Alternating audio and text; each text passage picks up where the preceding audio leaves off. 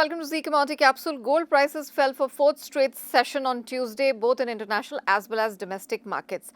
The yellow metal is clearly weighed down by firm dollar and diminished prospects of US interest rate cuts for the month of December. We have seen US gold futures shedding $60 this morning after having dropped nearly $47 odd in the previous trading session and hovering just above $4,000 an ounce mark.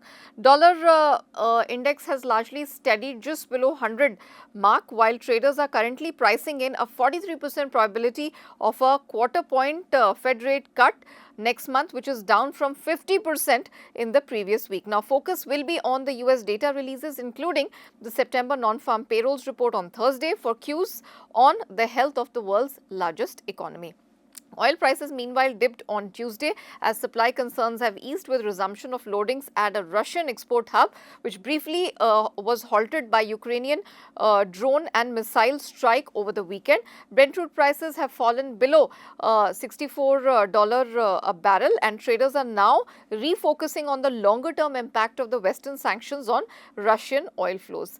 Meanwhile, base metals are all trading in red, with LME copper falling to near 10-day low on Tuesday, which clearly pressurized by stronger dollar as policymakers as US Federal Reserve remain divided on a December interest rate cut, with the delayed September payrolls data in focus. Copper prices have fallen for fourth trading session in a row and hovering close to $10,700 a ton.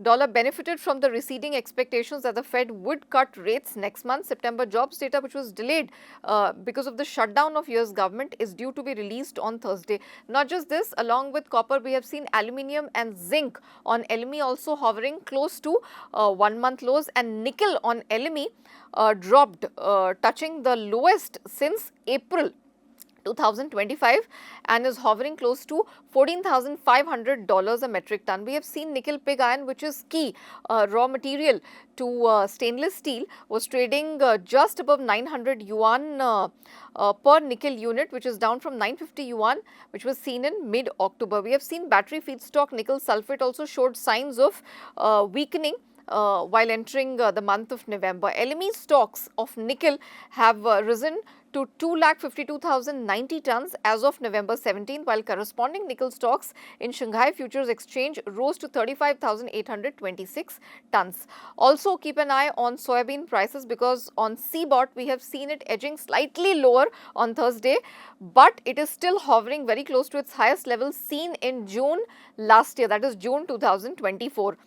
On China's purchases of US beans, we have seen soybean on CBOT hovering very close to $11.5 per bushel. China's COFCO bought at least 14 cargoes of US soybean on Monday, around 8,40,000 metric ton for shipment in the month of December and January.